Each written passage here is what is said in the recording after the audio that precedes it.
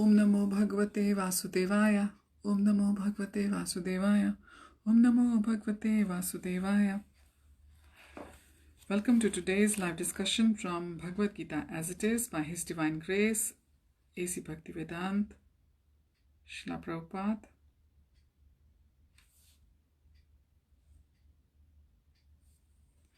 And we are discussing chapter 16 at the moment, which is the divine and the demonic natures. And so far we have covered up to verses 10. And let us begin from verses 11 today. And we'll try to cover up to verses 15. Om Namo Bhagavate Vasudevaya. Om Namo Bhagavate Vasudevaya. Om Namo Bhagavate Vasudevaya. Mukam karoti vachalam pangum langate yat kripatam vande shikram dinatarinam Paramananda Madham Shri Chaitanyaswaram Ayam Tatsa. Verse 11 and 12 are together in Bhagavad Gita as it is. Verse 11. Chintam parimeyam cha pralayantamupashritaha kamopabhoga parma etavaditi nishchitaha. Verse 12. Asha pasha shatair baddha kama krodha parayanaha ihante kama bhogartha manyayenartha sanchayan. Translation: They believe that to gratify the senses is the prime necessity of human civilization. Thus, until the end of life, their anxiety is immeasurable. Bound by a network of hundreds of thousands of desires and absorbed in lust and anger, they secure money by illegal means for sense gratification. Verses 13 to 15. Idamadya maya labdhamimam prapsasye manoratham idam stidam api me bhavishyati punardhanam aso maya hata shatrur hanishyate chaparanapi ishvarom ahamam bhogi siddhoham balavan sukhi. This was verse 14, and finally verse 15 for today. Ardhyo bhijan navan smi konyo asti sadrishu maya yakshe dasyami modishya ityagyani vimohitaha. So, as we were discussing, we finished on verse 10 last time. Verses 10 to 18 of chapter 16, the divine and demonic natures, discusses about the activities of demoniac. So verses 11 to 12, they tell us that how a person with a demonic nature, their prime object in this life is to gratify their senses, to enjoy their senses. And what happens is somebody who has just been enjoying the material life through and through and who hasn't thought of spiritual side of life at all, what happens is their life becomes very anxious, and all they will have is loads and loads of desires, one desire done with other and other and other.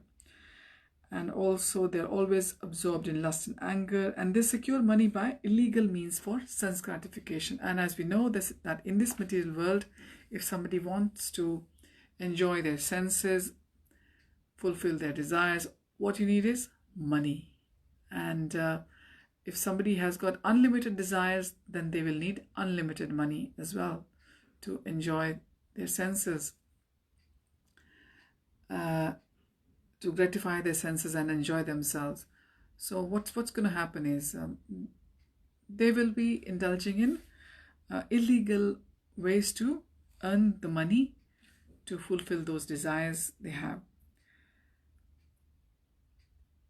So like the devotees, they accept that their ultimate goal in life is the goal of reaching Godhead by surrendering to Lord.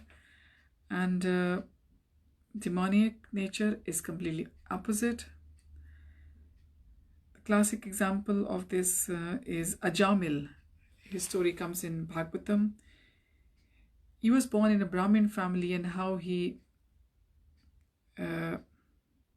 became a dacoit to gratify his senses. And this is what happens,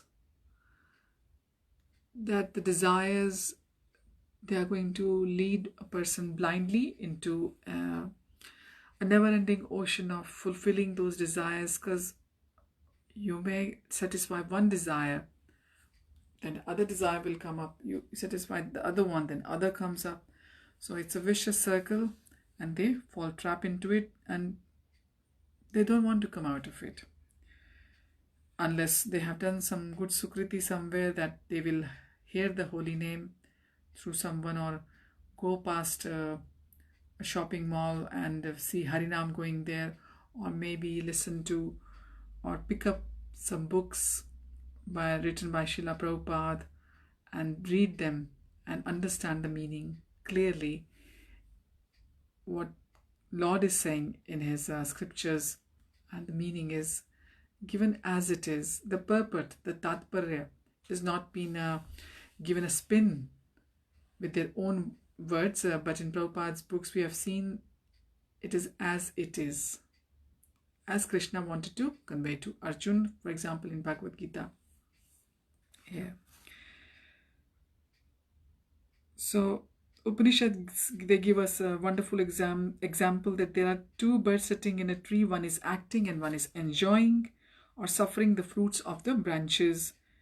One is witnessing and the other is enjoying. The witness is the super soul, the Paramatma sitting in our hearts, and the enjoyer is ourselves, our Atma.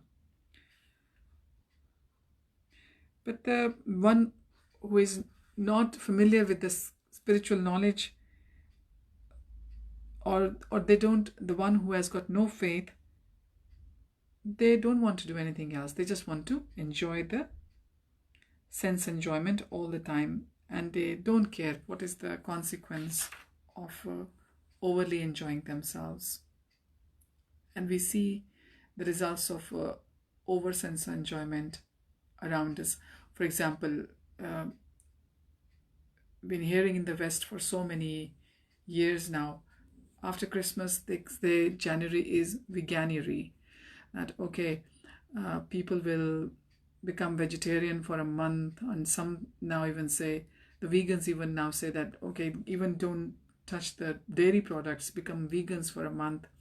And the ones who indulge in excessive alcohol, they will say, we will stop drinking in January, and then sometimes they stop drinking before in October as well, before the coming of Christmas, that when Christmas comes, we'll enjoy our hearts out. So this is the disadvantage of having a nature which is demoniac, that you just want to enjoy yourself, enjoy your senses, that's it. You don't have any faith in the scriptures, and you don't want to know anything about the scriptural side or the spiritual side of life. We have to be on material and spiritual path. We have to coexist all the time. This is it. But if one has got a demoniac nature, they will not think about the spiritual side at all. So let's talk about verses 13 and 14. 13 and 14 is also describing the activities of the demoniac nature. Here Krishna says to Arjun that the demonic person thinks, so much wealth do I have today, and I will gain more according to my schemes.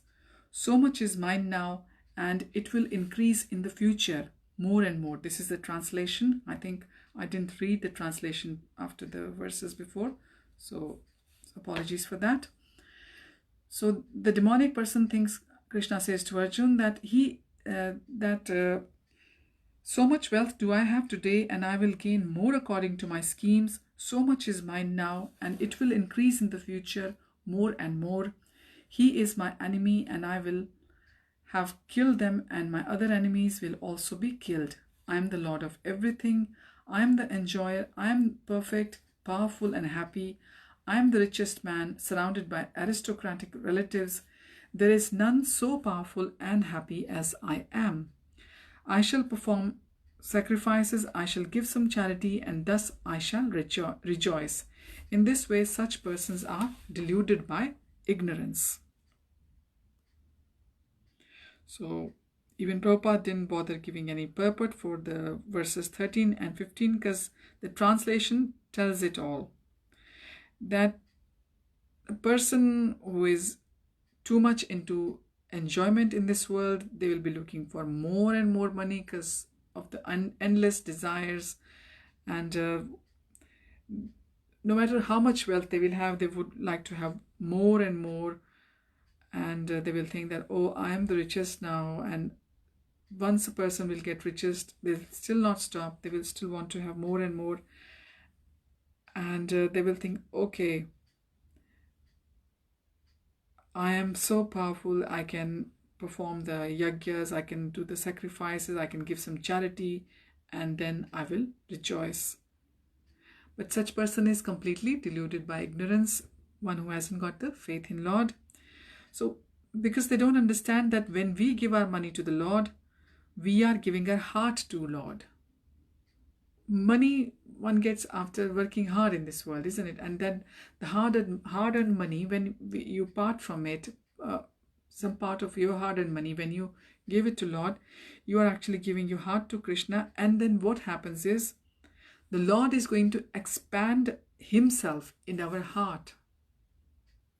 When Lord is going to expand Himself in our heart, then we'll have increasing taste in hearing, chanting, and doing devotional service to Lord. Then you understand that Lord is there in His localized forms as Paramatma in our hearts. So whatever our acts are being done by us, Lord is silently watching us as a witness. So when we are chanting, what we are doing, those words are being heard by the Lord sitting in our heart, and our heart is getting purified. The soul is getting purified. So in Kali Yuga, ears are supposed to be our eyes as well. Through them we see. So thank you for joining today, and we'll continue with verses 16 onwards from chapter 16, the divine and demonic natures. I wish you all a very blissful week ahead.